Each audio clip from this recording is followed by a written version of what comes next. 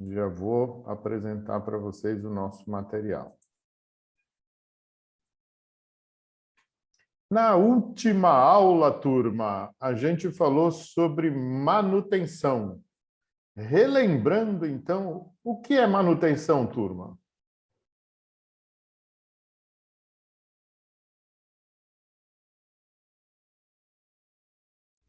Consertar alguma coisa ou prevenir, não é? Consertar alguma coisa ou prevenir. Com o intuito do quê?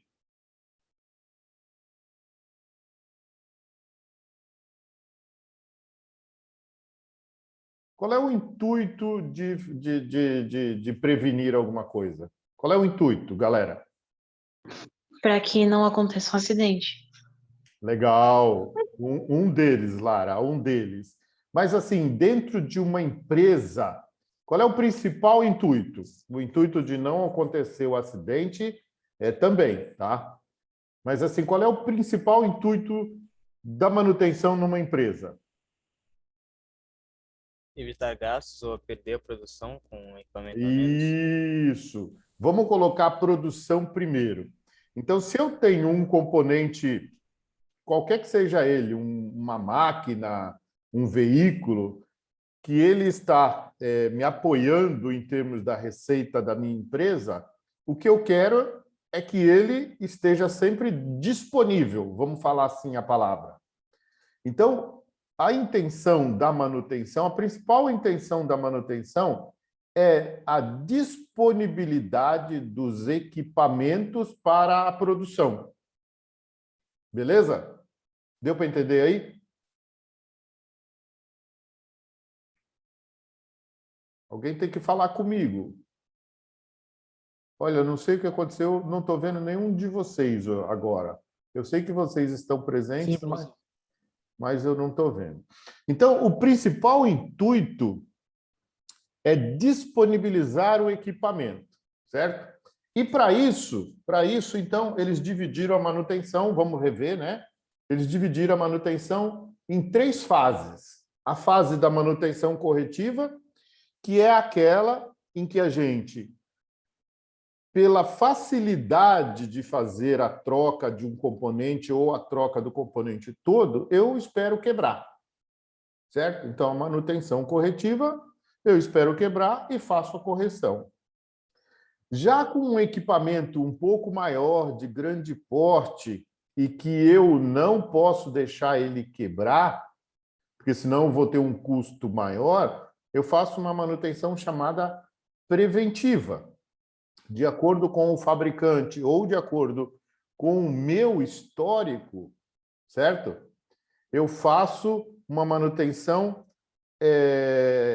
em tempos programados. Então, essa manutenção preventiva, eu, em função, novamente, em função do que o fabricante falou, ou em função do meu histórico, eu paro ela por determinado tempo, paro o equipamento pelo determinado tempo, e faço tudo aquilo que é necessário para fazer a revisão do meu equipamento, inclusive trocar peças, se for o caso.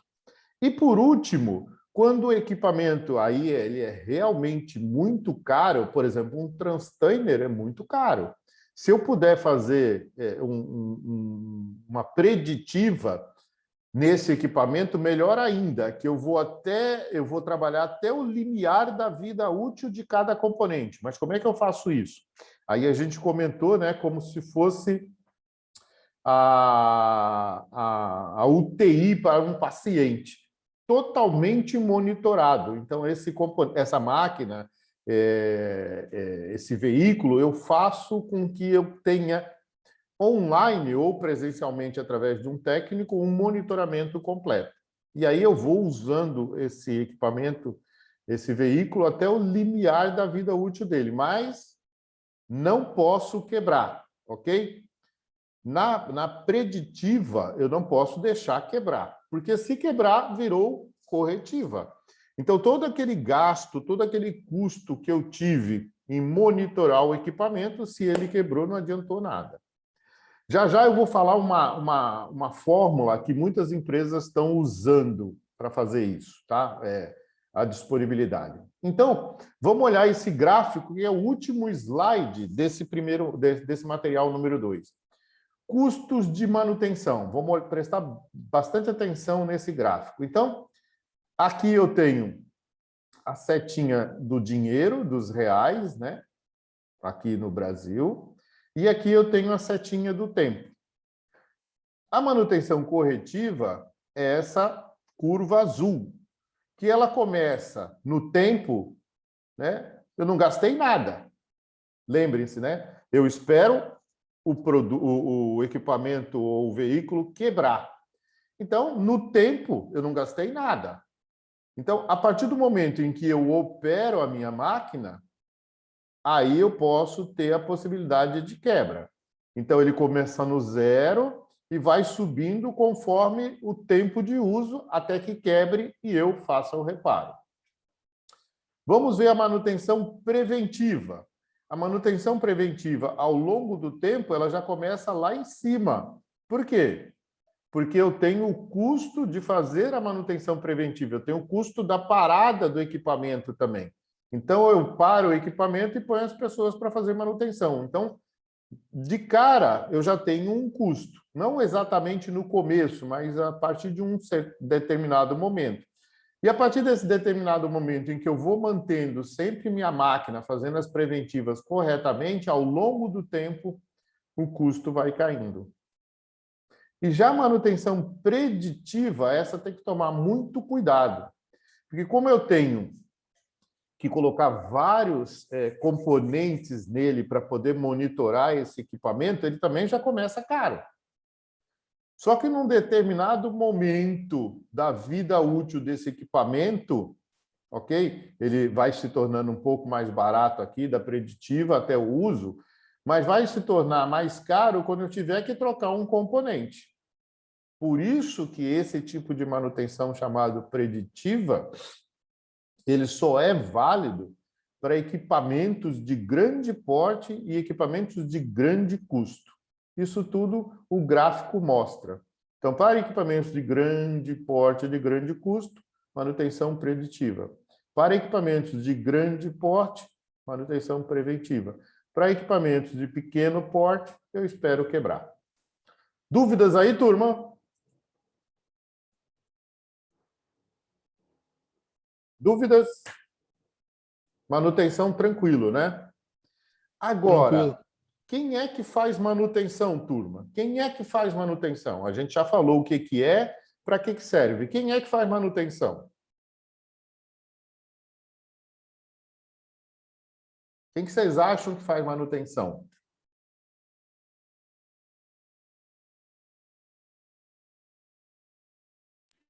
Você diz o departamento, professor? Isso, o departamento. Departamento. Seria gestão de frotas? Pode ser uma delas, pode ser uma delas. Pode ser, sim. Gestão de frotas, normalmente, nas empresas de logística, é que faz a manutenção. E, especificamente, vamos dar um nome para essa criatura, Tati. Quem faz a manutenção? Pessoa.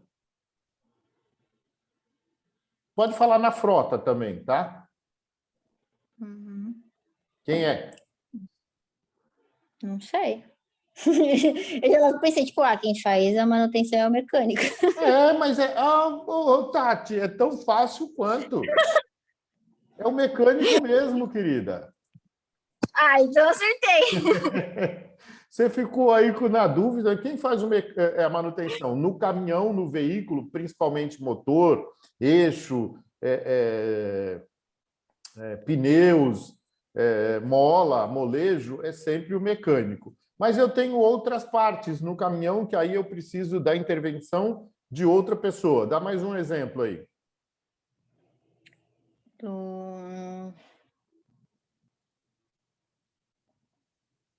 Já seria da parte elétrica? Isso, fios e cabos elétricos. Então, é o eletricista, ok? Às vezes, eu tenho na minha empresa um soldador, que um eixo quebrou e eu posso soldar. Então, normalmente é mecânico e eletricista. Uma grande parte de mecânicos, ajudantes e uma pequena parte de eletricistas e, provavelmente, em função daquilo que eu faço dentro da minha oficina, eu posso agregar mais pessoas. Então, por exemplo, naquele meu serviço agregado, eu posso, na minha oficina, se ela for bem provisionada de equipamentos e de pessoas, eu posso vender serviço de manutenção para outras empresas. Então, tem muitas empresas, principalmente as pequenas, que têm o caminhão que não tem oficina própria. Então, ele normalmente vai numa empresa que já tem oficina. Ok, fechamos manutenção, turma. O que eu queria falar? Muitas empresas também, elas agregaram um novo serviço à manutenção, que chama-se disponibilidade de equipamento. Principalmente as grandes empresas, elas trabalham com empresas terceirizadas, elas contratam empresas terceirizadas para dar manutenção nos equipamentos. E aí tem uma forma que, ao longo do tempo, elas descobriram. O que acontece quando você terceiriza o seu equipamento para manutenção? Ele fica na mão, a gestão da manutenção fica na mão do terceirizado. E se você não tomar cuidado e o terceirizado ganhar por execução de manutenção, ele vai dar um jeito de fazer aquele equipamento quebrar várias vezes. É isso que acontece. Então, os filósofos das indústrias e da manutenção criaram um novo projeto. Disponibilidade de equipamento. Então, quanto mais tempo aquele equipamento fica disponível, eu remunero a empresa. Em vez de remunerar pela execução da manutenção corretiva, preditiva ou preventiva, eu remunero pela não manutenção. Não sei se vocês entenderam isso. Quanto mais tempo aquela empresa... Na realidade, não é não manutenção. É uma manutenção feita de tal forma que aqueles meus equipamentos estejam sempre o maior tempo possível disponível. Como é que eu vou saber isso? A empresa está executando a manutenção corretiva quando necessário, preventiva e preditiva. Mas, para a minha empresa, eu conto a disponibilidade daquele processo, daqueles equipamentos que estão naquele processo. Então, com isso, o meu processo produtivo se torna maior parte do tempo disponível. Então, muitas empresas adotaram esse processo. Por quê? Porque as empresas terceirizadas, de alguma forma, faziam com que o equipamento quebrasse mais vezes. Isso é ruim, né? E aí as empresas também não queriam ter um quadro próprio de mecânico, de caldeireiro, né, de eletricista, porque isso gera trabalho. Então, se o know-how dela é transporte, ela estava se preocupando com o transporte, com o veículo, com o motorista do veículo e com as entregas. Deixava a manutenção para uma outra empresa terceirizada. Ok, galera? Fechamos, então, a parte de produção, fechamos a parte de manutenção, fechamos a parte de planejamento, de APO.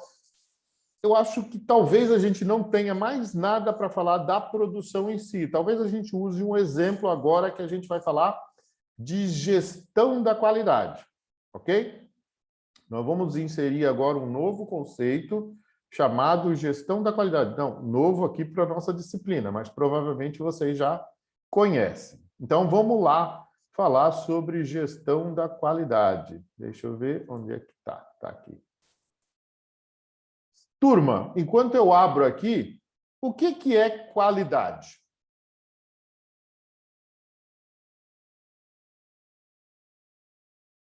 O que é qualidade na visão de vocês?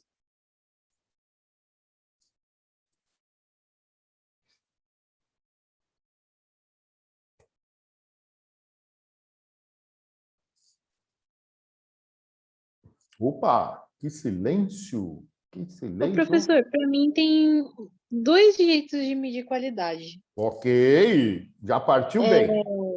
O atendimento ao cliente, para mim, mede qualidade. Tipo, Ok. como é que... Vai, exemplo, eu comprei uma roupa. Como a embalagem vai vir, como vai ser o atendimento até essa roupa chegar a mim, como vai ser eles me tratando até eu receber o produto. Para mim, isso conta como qualidade. E a durabilidade que aquilo ali vai ter. Quanto tempo que ela vai ficar sem rasgar, quanto tempo que ela vai ficar sem começar, exemplo, uma jaqueta de couro a se desgastar. Ok, Eu meço ok. assim. E aí, Lara, isso é a visão do O cliente? cliente. Posso falar que é a visão do cliente? Sim. Então, na visão do cliente, ele quer ser bem atendido, ok? Uhum. Ele quer saber, dentro da possibilidade, aonde está o produto dele. E depois, ele quer que aquele produto satisfaça o uso, a necessidade dele, em termos de durabilidade, de usabilidade. E também a gente pode falar que, junto disso tudo, um preço adequado. Certo? Sim. Essa é a visão do cliente. Excelente. Matou. E agora, para que tudo isso seja atendido na visão do cliente, aí eu vou usar você também, Lara. O que precisa ser feito do outro lado? O fornecedor ou o vendedor O precisa estar fabricante, dando o tamanho de vendedor. qualidade. Mas como é que eu faço isso, Lara? Você coloca fatores de qualidade para você escolher um fornecedor ou um fabricante. Então, mas Tipo, vamos lá no fabricante. Esquece o vendedor nesse caso. Porque o tá. vendedor, ele escolhe o produto de qualidade, tá? Mas vamos lá no fabricante. O vendedor está preocupado com o cliente. Então, normalmente, ele escolhe um produto em função do mercado que ele tem. Mas vamos agora pensar no fornecedor, naquele cara que fabrica o produto. Se o cliente tem uma visão de qualidade, o fornecedor, o produtor, tem que ter uma visão de qualidade também? Sim. Sim. São as mesmas visões? Não. Aí é que tem que estar claro para vocês. A qualidade, ela tem dois vieses, se a gente pode chamar assim, né? O viés do cliente, que foi esse que você acabou de falar, que tem tudo a ver com aquilo que a gente chama de necessidade do cliente, atendimento das necessidades do cliente. E tem o outro lado, que é a pessoa que produz, o produtor. O que ele tem que saber? Ele tem que saber, ele tem que conhecer quais são essas necessidades do cliente e levar para dentro da empresa. E aí ele começa a colocar indicadores de desempenho de qualidade para que o produto vá chegar no cliente da forma como o cliente gostaria que chegasse. Então, por exemplo, como é que eu vou saber que uma jaqueta de couro dura aquilo que o cliente gostaria que durasse sem começar a cair umas escamazinhas dela?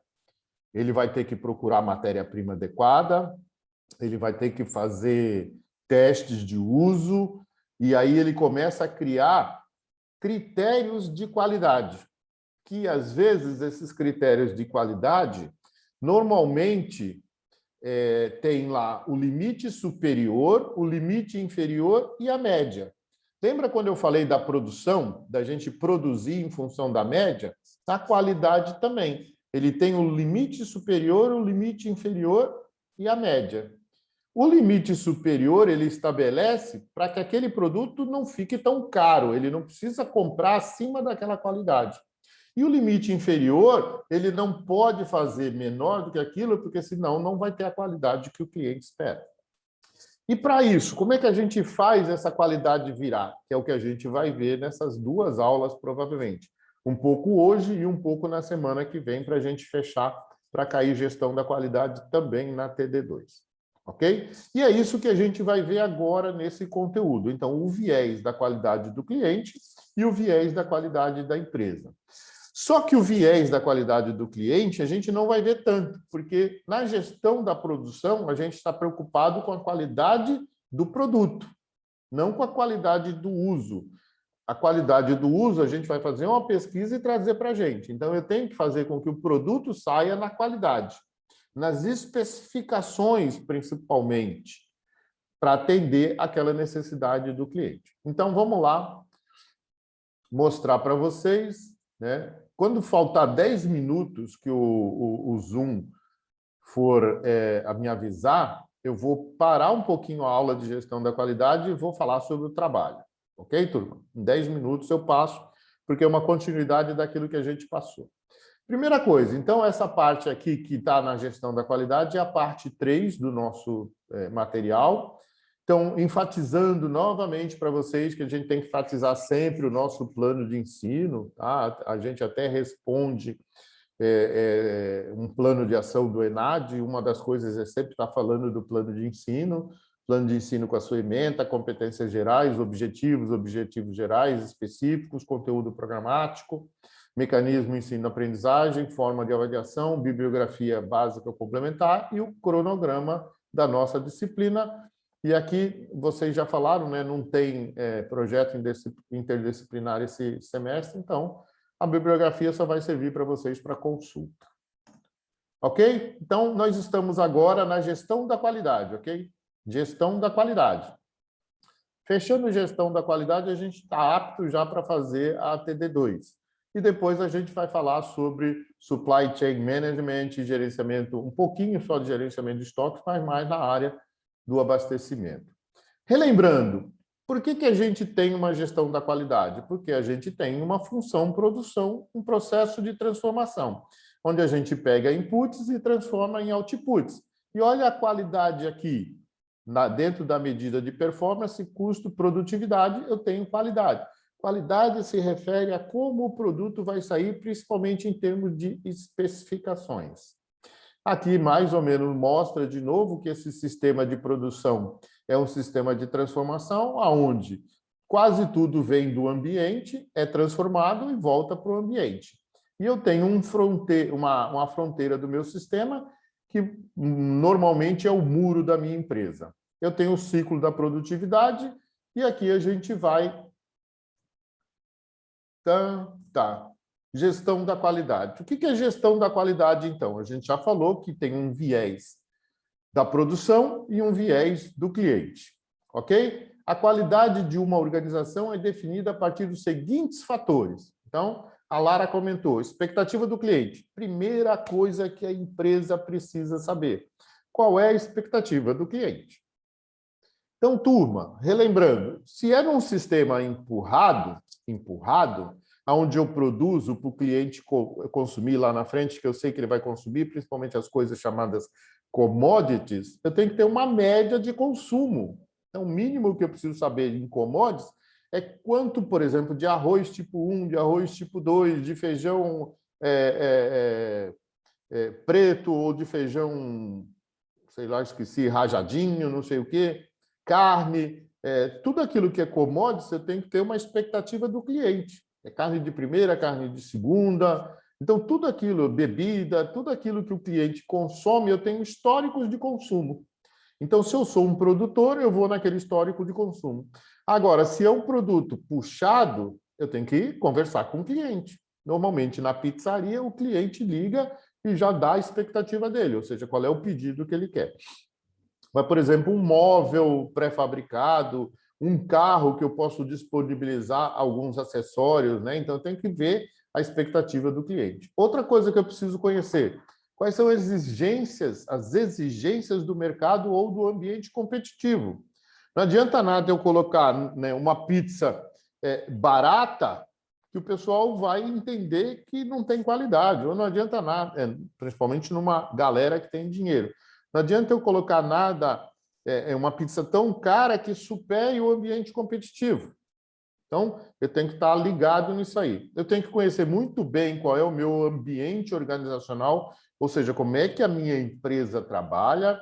Eu tenho que conhecer os requisitos legais, então aquele produto ou aquele serviço meu está atrelado a alguma norma, algum padrão, algum regulamento, alguma lei? Eu tenho que saber disso. E eu tenho que saber também qual é o grau de excelência, para saber se eu vou me aproximar, se eu vou investir na minha empresa para me aproximar do grau de excelência, ou se eu vou ficar aqui embaixo competindo num outro valor, num outro nível de fornecimento. Conformidade com os requerimentos, ou seja, como é que a minha empresa, por exemplo, o pãozinho, né, que a gente falou, o pãozinho hoje é vendido em quilo, mas normalmente ele tem um tamanho padrão, que seja lá 15 centímetros de comprimento por 10 de largura, um exemplo. Tudo que for daquele tamanho, o pãozinho francês, tem um requerimento. E aí eu tenho que ter uma conformidade com esse requerimento. Salsicha, né, turma? Então, salsicha, quando você vai comprar, normalmente elas são do mesmo tamanho. Danone, todos esses produtos estão do mesmo tamanho, então conformidade com o requerimento. A totalidade da característica de uma entidade que garanta sua habilidade em satisfazer necessidades implícitas ou não. A adequação ao uso, volta para o cliente. Então, está adequado ao uso que o cliente quer, adequação ao propósito. O produto se adequa. Inexistências de defeitos, imperfeições ou contaminações. Então, dependendo do produto ou do serviço, eu não posso ter defeito algum. Não posso ter imperfeição alguma. Isso chama-se precisão. E aí a gente vai falar um pouco sobre precisão quando a gente falar no Sigma. E o final, o que eu quero? Consumidores satisfeitos que voltem a comprar o meu produto ou que comprem também outros produtos que eu fabrico. É isso que a qualidade vai fazer com a gente. Definições da qualidade. Então, vamos ver quem são os papas da qualidade. Definições usadas na qualidade. Característica ou particularidade de algo produzido. Bens tangíveis ou intangíveis ou processos sob estudo. Definição desse cara chamado Palladini. Definição de Kotler. Percepção de valor pelo usuário. Ele colocou só do lado do marketing, né? Kotler é um cara, né, do marketing, mas ele não colocou nada da produção. Aurélio, propriedade, atributo ou condições das coisas ou pessoas capazes de distingui-la das outras e de lhes determinar a natureza. Já colocou um conteúdo um pouco mais complexo. Na metafísica tradicional, categoria fundamental do pensamento que designa os modos diversos como as coisas são. Philos, de filosofia. Na perspectiva dialética, categoria fundamental que designa a diversidade de relações pelas quais cada coisa, a cada momento, vem a ser tal como é, também ainda dentro da filosofia. Condição necessária para o fim a que se destina. Legal, bem simples essa daqui. Ok? Conceito de controle de qualidade. Se eu tenho qualidade, como é que eu vou garantir que essa qualidade seja atendida, principalmente com relação aos padrões? Normalmente, a gente cria um controle de qualidade. Controle de qualidade é um conjunto de ações que nasce da confrontação entre o previsto e o que é realizado, e que visa alternar o sistema para que ele possua determinado comportamento ou resultado. O controle da qualidade é mais ou menos aquilo que eu falei para vocês na última aula. Ele tem que estar tão intrínseco às pessoas que o controle de qualidade é feito pelas próprias pessoas. Não tem um sistema, não tem um departamento para fazer isso. As pessoas já sabem o que tem que fazer. Galera, deu aqui os 10 minutos, então eu vou passar agora o trabalho para vocês. O que eu quero que vocês façam? Vou parar aqui, a gente parou no slide 16, tá? E vou voltar lá para o outro slide, porque o trabalho está lá. Ok? Então, vamos lá. O que eu quero de vocês? Então, lembram daquele roteiro da produção? Que não ficou claro, talvez, para vocês, agora eu clareei, já vou dar um print nessa tela e colocar lá no grupo. Trabalho para compor a nota da ATD2. Roteiro da produção. A ideia. Então, eu resumi aquele roteiro que era enorme só para isso aqui. Ó. Na ideia, o que o grupo vai fazer. Então, eu acho que tem um grupo que vai fazer a entrega lá da empresa chinesa, e tem um outro grupo que eu não sei se está bem definido se vai fazer logística. Então, o que o grupo vai fazer? Eu quero que vocês respondam isso hoje. O que o grupo vai fazer? E aí, em função do que o grupo vai fazer, eu quero saber quais são as atividades básicas. Então, de novo, se é para o grupo lá da entrega dos produtos Caramba, não é do Alibaba?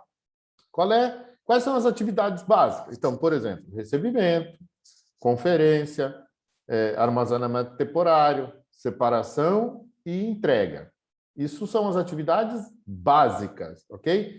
Que é o sistema de produção da empresa de vocês. Métodos e processos. Métodos, definir e descrever os procedimentos. Ou seja, pegando a empresa do Alibaba, Como é que ela recebe? Então, define e descreve como ela recebe. Como é que ela checa? Define e descreve como é que ela checa. Como é que ela faz o armazenamento temporário? Define e descreve. Como é que ela separa? Define e descreve. Então, vou dar um exemplo. Olha, se eu fosse a minha empresa, eu separaria pela quantidade de pessoas na cidade. Então, por exemplo, eu separaria cada grupo de 10 mil pessoas. Então, se em Santos tem 400 mil pessoas, eu vou separar 400 dividido por 10. Estou dando um exemplo. Não, professor, eu vou dividir por cidade. Então, eu quero que você defina como é que é e descreva esse procedimento dentro do sistema de vocês, por exemplo, de separação das mercadorias para serem entregues. Agora eu vou entregar. Como é que eu entrego? Qual é o como é que eu descrevo o meu procedimento? Cargas pequenas e leves eu levo na moto. Cargas médias e mais ou menos pesadas eu levo numa van. Cargas grandes e pesadas, aí eu levo num caminhão. Estou dando um exemplo, tá? Eu quero pelo menos esses 3 hoje, turma. Ideia, sistema de produção e métodos e processos, tá? Então, o que o grupo vai fazer? Quais são as atividades básicas? Quais são os métodos? Você vai definir os métodos e descrever esses procedimentos. Tá? Então, é isso que eu quero hoje dos grupos. Depois, você vai ter o tipo de produção, ou seja, qual vai ser a sua produção, serviço ou produto. Descrever o modelo que será utilizado. Então, meu produto é serviço, né? Quer dizer, o meu processo de produção é um serviço. Qual é o serviço? De novo, o meu serviço qual é o teu tipo de produção? Recebimento, checagem, armazenamento temporário, separação e expedição. Então, esse é meu tipo de produto. É aqui que eu vou ganhar dinheiro. Ah, não, mas meu tipo de produto vai produzir um produto. Ok, então você vai definir o teu tipo de produto. Depois que você fizer isso, você vai fazer o layout da sua empresa. Então, aí, não é isso hoje, tá? O que eu só estou explicando, aproveitando os 5 minutos aqui.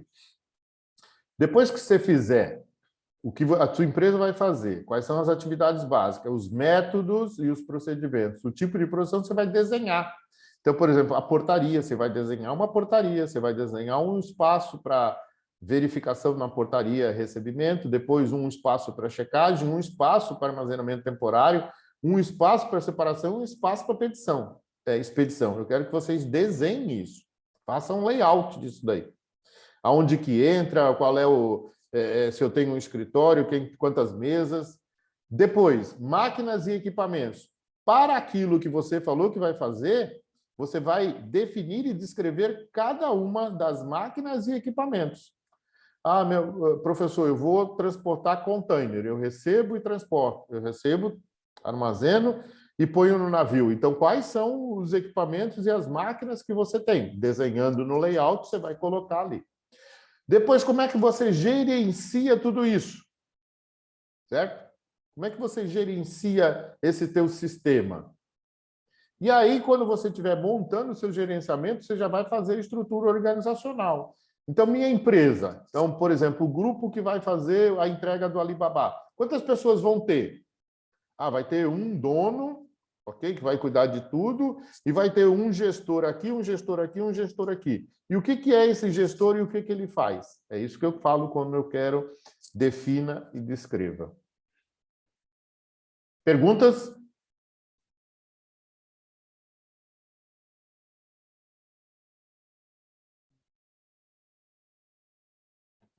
Perguntas, turma? Acho que a gente está digerindo ainda. Calma aí, professor. Tá, mas olha só, lembrando que hoje eu só quero 3 coisas. O que o grupo vai fazer, ou seja, o grupo vai abrir uma empresa que vai ser de logística do Alibaba, ok? Por exemplo, já sei, já ficou mais fácil da outra. Quais são as atividades básicas? De novo, recebimento, estou dando só um exemplo, não quer dizer que seja isso. Recebimento, conferência, armazenamento temporário, separação e expedição. E depois, para fazer isso, recebimento, separação, conferência, armazenamento temporário, separação e expedição, Quais são os métodos, ou seja, como você vai fazer isso? Quais são a descrição de cada uma dessas atividades? São só essas 3 coisas que eu quero que vocês façam hoje. Provavelmente, essas 2 vocês já definiram na semana passada. Quer pivotar, viu, Lara? Não sei se o teu grupo já fechou. Quer pivotar, jogar fora o que vocês pensaram em refazer? Quer fazer a mesma coisa que o outro grupo vai fazer de entregar do Alibaba? Pode fazer. Aliás, eu tinha falado já isso para vocês. Eu só usei aquele trabalho do Maurício porque eu achei que vocês iam construir uma empresa. Vocês escolhem, tá? A ideia, ou seja, o que o nosso grupo vai fazer. Quais são as atividades básicas? E eu vou descrever cada uma delas, qual é o processo de cada uma delas. Vou dar um print nessa tela aqui e vou colocar lá no grupo, tá? Para que vocês sigam. O que eu quero hoje? O 1, o 2 e o 3. O que o grupo vai fazer? Quais são as atividades básicas e os métodos. Aí, na semana que vem, a gente pega assim uns 40 minutos de uma das 2 aulas para fazer mais 2 ou 3 aqui. E, por último, na outra semana, depois... né, pode ser até que seja depois da TD2, a gente fecha esses 2, gerenciamento e estrutura. Se não der, a gente compõe a nota da TD2 até aqui máquinas, mais ou menos. Beleza, Lara? Feito? Então, olha só, são 21h40, então vocês vão ter 40 minutos para fazer esses 3 itens. Dividam entre vocês, né? Se vocês tiverem a ideia correta e as etapas do sistema de produção da empresa de vocês, são 5 pessoas no grupo, cada um descreve um procedimento. Vai estar certo ou não? Não sei, vocês vão falar para mim e eu vou criticar ou vou aplaudir. Beleza? Então, 21h41, 42, às 22h20 a gente volta. Independente disso, qualquer dúvida, me mandem lá no Zap. Beleza? Até já.